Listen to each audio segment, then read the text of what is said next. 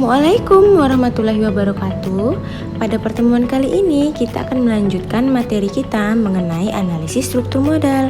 Perhatikan baik-baik ya.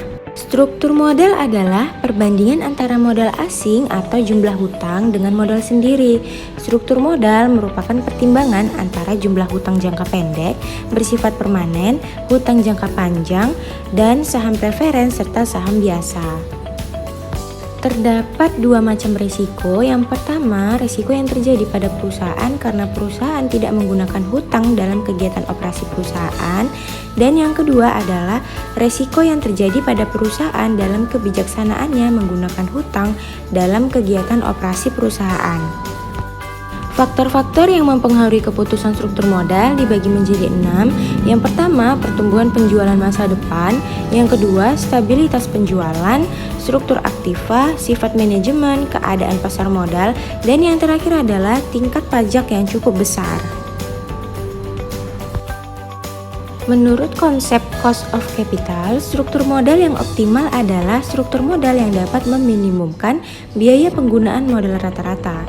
Struktur keuangan adalah bagaimana perusahaan membiayai aktiva struktur keuangan dapat dilihat dari sisi kanan neraca yang terdiri dari hutang jangka pendek, hutang jangka panjang, dan modal pemegang saham.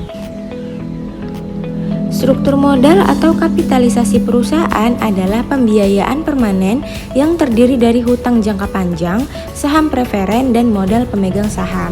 Nilai buku dari modal pemegang saham yang terdiri dari saham biasa, modal disetor atau surplus dan akumulasi laba ditahan, dan bila perusahaan memiliki saham preferen, maka kedua saham yaitu saham biasa dan saham preferen.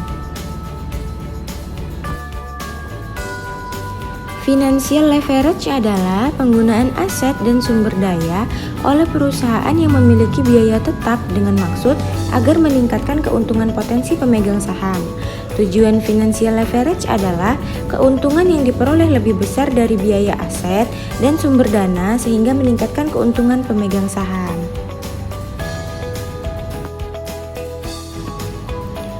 Untuk mengetahui seberapa besar EBIT, laba sebelum bunga dan pajak agar menyamakan EPS, laba per lembar saham dalam keseimbangan pada semua alternatif menggunakan rumus indifference point, yaitu alternatif ada saham tanpa obligasi, X dalam kurung 1 dikurang TS1, dan yang kedua alternatif ada saham dan obligasi dalam kurung X dikurang C, 1 dikurang T atau sebagai S2.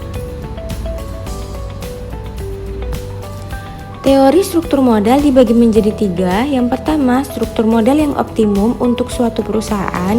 Yang kedua, sulit untuk menentukan secara pasti satu struktur modal yang optimal.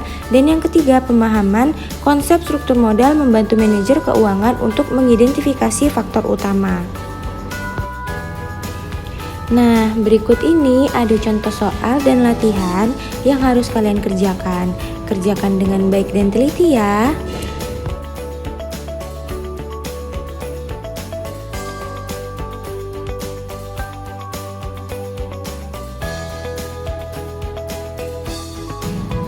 Sekian penjelasan materi kita kali ini mengenai analisis struktur modal. Semoga video ini bermanfaat. Assalamualaikum warahmatullahi wabarakatuh.